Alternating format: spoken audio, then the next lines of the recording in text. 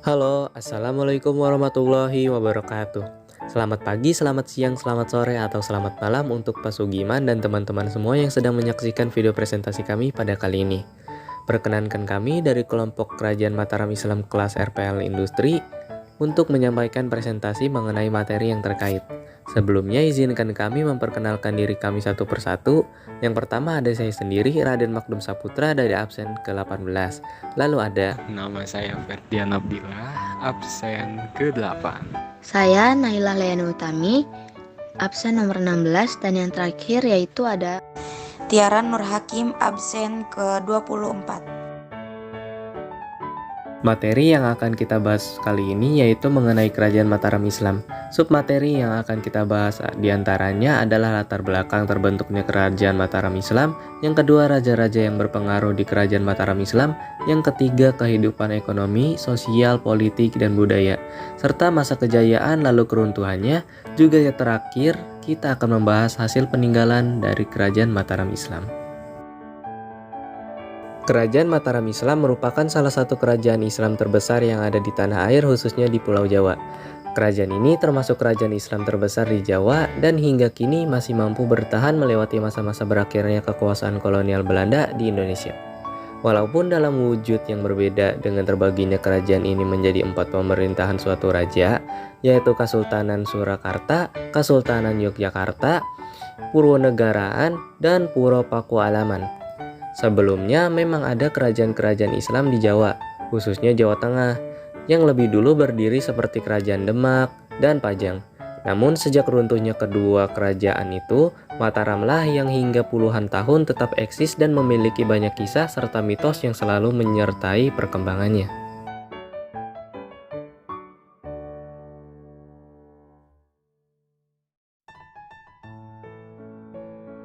Untuk raja-raja yang berpengaruh di Kerajaan Mataram Islam, yang pertama ada Ki Ageng Pamanahan, yang merupakan pendiri dari Desa Mataram pada tahun 1555. Desa ini menjadi kerajaan yang dipimpin oleh anaknya yaitu Sutawijaya. Awalnya tanah itu merupakan hutan lebat yang dibuka oleh masyarakat dan diberi nama Alas Mentaok. Lalu Ki Ageng Pamanahan menjadikan bekas hutan tersebut sebagai desa yang diberi nama Mataram. Ki Ageng Pamanahan wafat pada tahun 1584 dan dimakamkan di Kota Gede. Yang kedua, ada Panembahan Senapati. Setelah Ki Ageng wafat, anaknya yaitu Danang Sutawijoyo atau bisa dikenal Sutawijaya, ia diberi gelar Senopati ing Alaga Sayyidin Panatagama atau yang lebih singkat Panembahan Senapati. Menggantikan dirinya, mengapa ya diberikan gelar itu? Hal itu karena ia dianggap sebagai Senapati utama di bawah Sultan Pajang. Kerajaan Mataram Islam mulai bangkit lalu memperluas kekuasaannya dari Tuban Madiun, Pasuruan, dan sebagian besar wilayah Surabaya. Panembahan Senapati wafat pada tahun 1602. Selanjutnya yang ketiga ada Raden Mas Jolang. Raden Mas Jolang atau Panembahan Anyakrawati merupakan putra dari Panemuan Senapati dan putri Ki Ageng Panjawi. Pada masa pemerintahannya banyak sekali terjadi peperangan. Peperangan ini terjadi karena penaklukan wilayah ataupun karena mempertahankan wilayah. Raden Mas Jolang wafat pada tahun 1613 di Desa Krapyak. yang keempat ada Raden Mas Rangsang. Raden Mas Rangsang adalah putra dari Raden Mas Jolang. Pada masa pemerintahannya, Kerajaan Mataram mencapai puncak kejayaannya. Raden Mas Rangsang bergelar The Sultan Agung Senapati ing Ngalaga Ngabdurrahman. Pada masa ini, Kerajaan Mataram berhasil menguasai hampir seluruh tanah Jawa. Selain itu juga memerangi VOC yang ingin merebut Jawa dan Batavia pada masa Sultan Agung. Kerajaan Mataram menjadi kerajaan agraris dan Sultan Agung wafat pada tahun 1645 dan dimakamkan di Imogiri. Kemudian yang kelima ada Amangkurat I. Amangkurat merupakan anak dari Sultan Ageng. Pada masa ini Kerajaan Mataram Islam terpecah. Pecahnya Kerajaan Mataram Islam ini dikarenakan Sultan Amangkurat I menjadi teman dari VOC, lalu Sultan Amangkurat I meninggal pada tanggal 10 Juli 1687 dan dimakamkan di Telagawangi, Tegal. Lalu yang terakhir ada Amangkurat II. Amangkurat II atau disebut juga dengan Raden Mas Rahmat merupakan pendiri dari raja pertama dari Kesunanan Kartasura, Kesunanan Kartasura merupakan lanjutan dari kerajaan Ngerab Islam. Raden Mas Rahmat memerintah dari tahun 1677 hingga tahun 1703 dan beliau wafat pada tahun 1703. Kehidupan ekonomi letak geografisnya yang berada di pedalaman didukung tanah yang subur menjadikan Kerajaan Mataram sebagai daerah pertanian yang cukup berkembang bahkan menjadi daerah pengekspor beras terbesar pada masa itu. Rakyat Mataram juga banyak melakukan aktivitas perdagangan laut. Hal ini dapat terlihat dari dikuasainya daerah-daerah di pelabuhan di sepanjang pantai utara Jawa. Perpaduan dua unsur ekonomi yaitu agraris dan maritim mampu menjadikan Kerajaan Mataram kuat dalam percaturan politik di Nusantara, bukan politik Kerajaan Mataram Islam. Sutawijaya mulai memerintah pada tahun 1586. Di masa pemerintahannya banyak sekali terjadi pemberontakan di bagian pesisir pantai utara Jawa. Ada banyak wilayah yang senopati untuk memperluas wilayah kerajaan.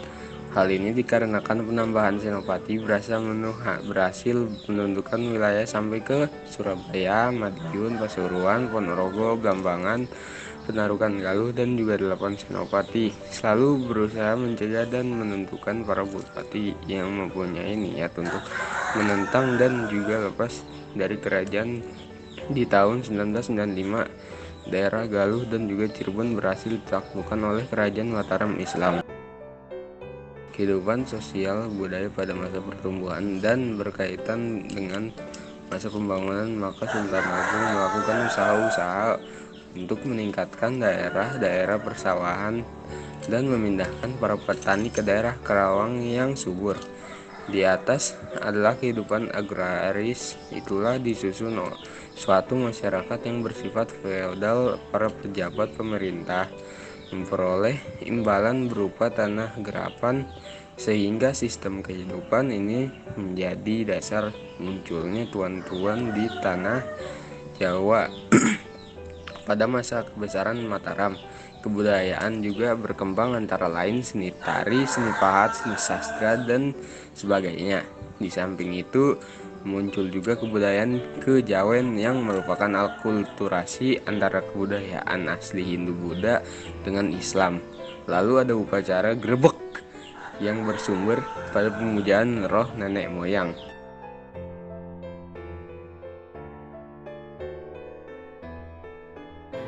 Kerajaan Mataram Islam mencapai puncak kejayaan pada masa Sultan Agung Hanyokuro-Kusumo yang berkuasa pada tahun 1613 hingga 1646.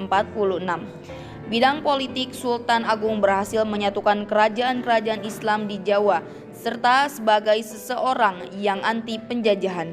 Sultan Agung melakukan 2 kali penyerangan terhadap Belanda yang kala itu menguasai Batavia.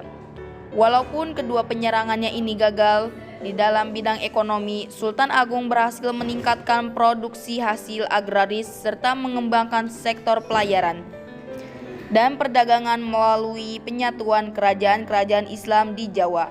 Selain itu, dalam bidang sosial budaya, Sultan Agung berhasil mengembangkan kebudayaan kejawen, perhitungan tarikh Jawa, dan kesusastraan Jawa.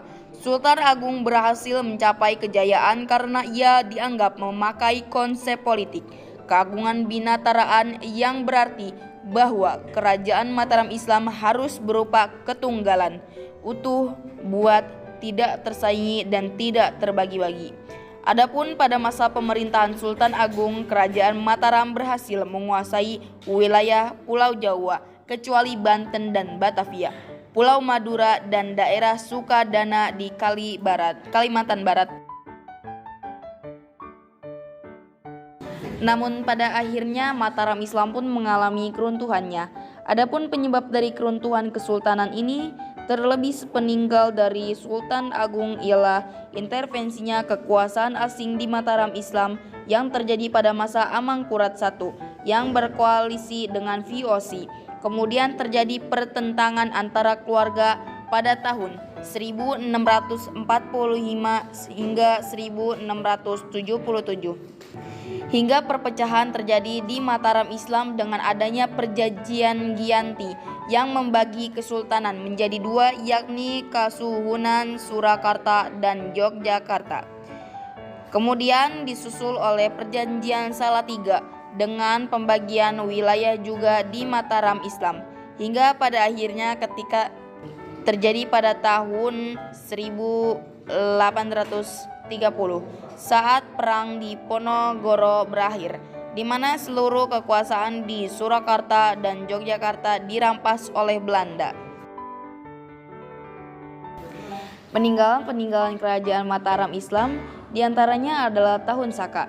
Tahun Saka atau kalender nasional India kadang-kadang disebut kalender Salifa Hanasaka, yaitu sebuah kalender yang berasal dari India dan merupakan sebuah penanggalan Syamsiah Komariah tahun Kaka dimulai pada tahun 78 Masehi.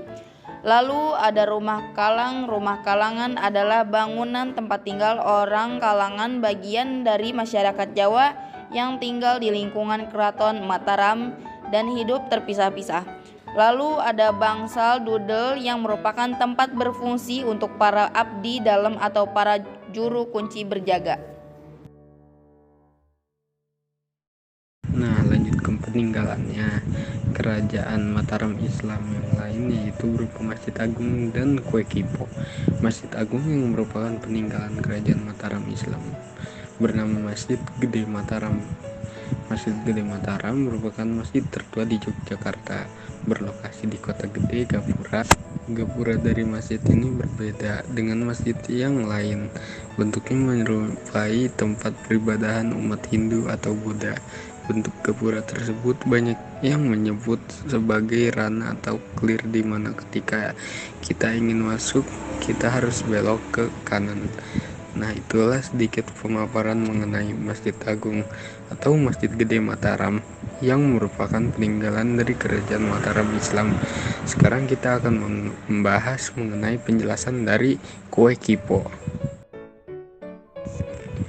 Kue Kipo merupakan kudapan khas dari Kota Gede, Yogyakarta. Awalnya kue Kipo ini sangat populer pada masa Kerajaan Mataram Islam. Saat ini kue Kipo banyak dijual ketika bulan Ramadan tiba dan telah ada sejak zaman kerajaan. Sekian presentasi dari kami atas materi Kerajaan Mataram Islam. Apabila ada kesalahan mohon dimaafkan. Terima kasih sudah mendengarkan. Wabillahi taufiq wal hidayah. Wassalamualaikum warahmatullahi wabarakatuh.